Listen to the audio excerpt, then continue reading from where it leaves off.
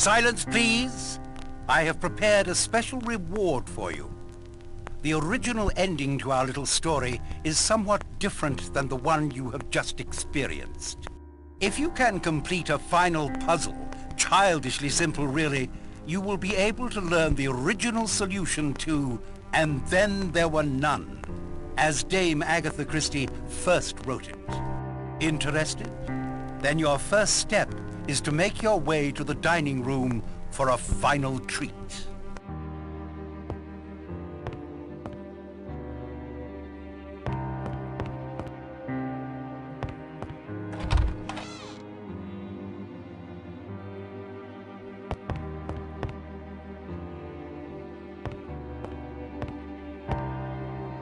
The last little sailor boy.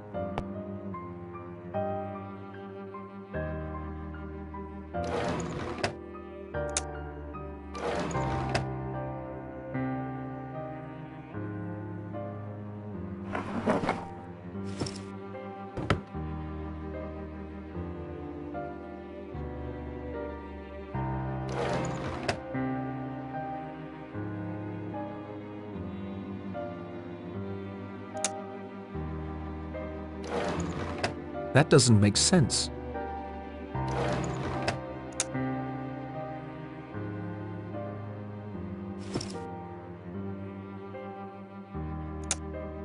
The film has been spooled.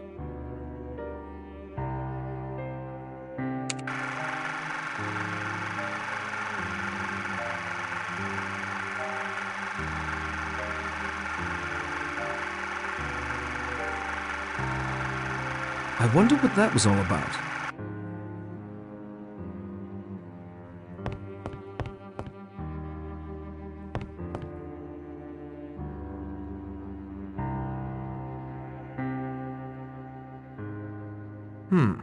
This is certainly a clue of some sort.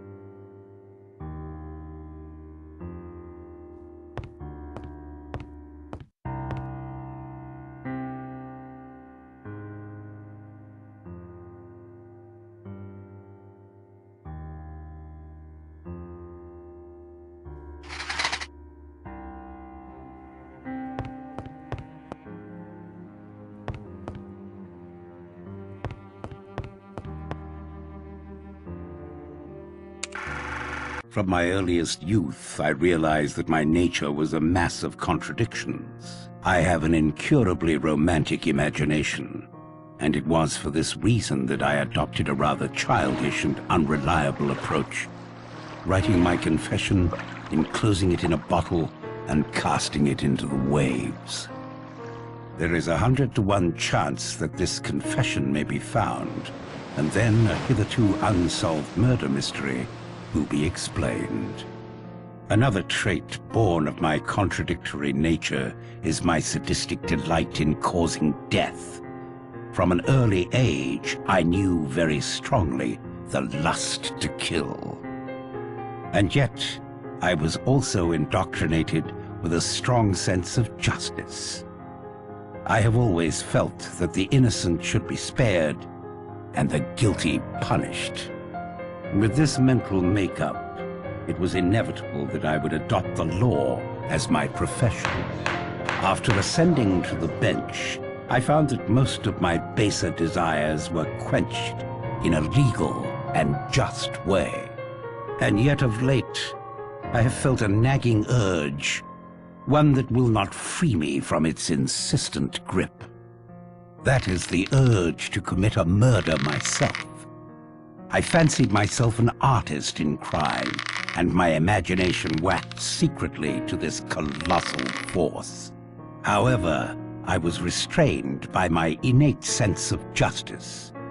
The innocent must not suffer. And then, quite suddenly, the solution came to me. I would punish those that the law could not touch. In my years on the bench, there were many cases that frustrated my will, cases wherein I knew the accused to be guilty, and yet the evidence was such that he could never be convicted.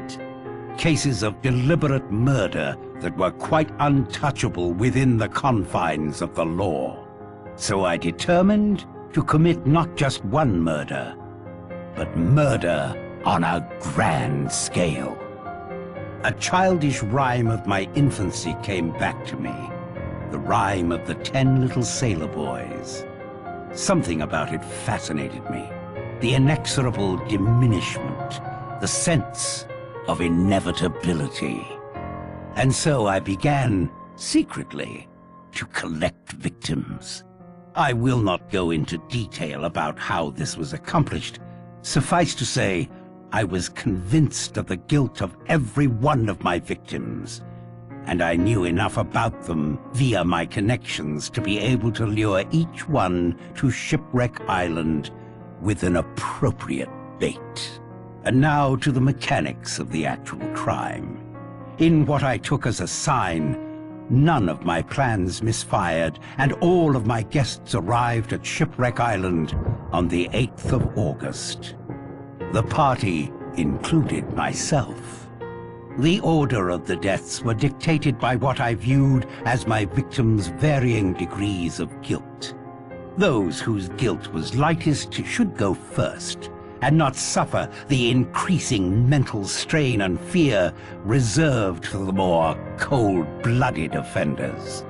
The first death had already occurred. Archibald Morris, a shady little dope peddler, had set up the details for me, renting the island, sending the letters, and recording the gramophone record before I ended his life with a dose of potassium cyanide. Anthony Marsden and Mrs. Rogers died next, one instantaneously, the other in a peaceful sleep. Marsden's crime was one of circumstance and his amoral nature. Mrs. Rogers, I had no doubt, acted largely under the influence of her husband. Their murders were the easiest. Poison, easily slipped into a glass for each of them, as at this point no one had any reason to be suspicious. General Mackenzie met his death quite painlessly and never heard me approach. I am convinced that he was dead long before he ever came to Shipwreck Island. At this point, I found it necessary to recruit an ally. Dr. Armstrong seemed the most suited to this task, as it was inconceivable to him that a man of my standing could be a murderer. He was taken in with no resistance. I killed Rogers on the morning of the 10th. He, too, did not hear me approach. During the chaos arising from finding his body, I slipped into Lombard's room and abstracted his revolver. At breakfast, I slipped my last dose of poison into Miss Brent's coffee. It was enough to render her unconscious, and I returned a short time later to inject a strong dose of cyanide into her. It was just after this that I intimated to Armstrong that we must carry our plan into effect, that I must appear to be the next victim.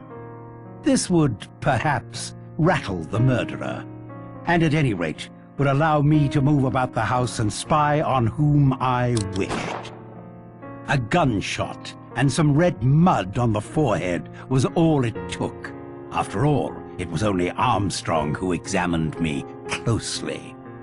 After returning the revolver to Lombard's room, I had a rendezvous set up with Armstrong on the edge of a cliff. He was still quite unsuspicious, although he ought to have been warned by the nursery rhyme, "A red herring swallowed one." Once at the cliff, I uttered an exclamation, leaned over the cliff. Wasn't that the mouth of a cave? He leaned right over, A swift push sent him quickly into the heaving sea below. He took the red herring, all right. And now came the moment I had anticipated. 3 people who were so frightened of each other that anything might happen. And one of them had a revolver. I watched them from the windows of the house. When Blore came up alone, I had the big marble clock poised ready. Exit Blore. From my window, I saw Vera shoot Lombard. I always thought she was a match for him and more. I then immediately set the stage in her bedroom. It was an interesting experiment. Would the knowledge of her own guilt, the hypnotic suggestion of her surroundings, and the nervous tension of having just shot a man be enough to coerce her into taking her own life? It was. Vera Claythorne hanged herself before my very eyes as I stood in the shadow of the wardrobe.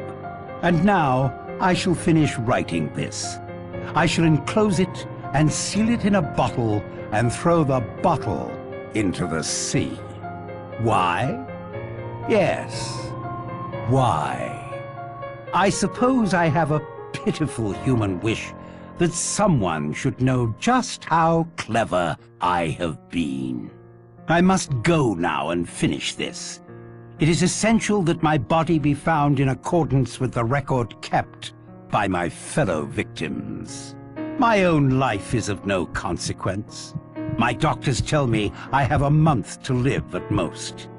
I do not wish to die the death of the invalid patient, steeped to the gills in drugs, culminating in a complete loss of human dignity.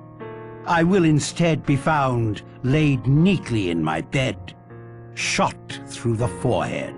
When the sea goes down, there will come from the mainland boats and men, and they will find 10 dead bodies and an unsolved problem on Shipwreck Island. Signed, Lawrence Wargrave.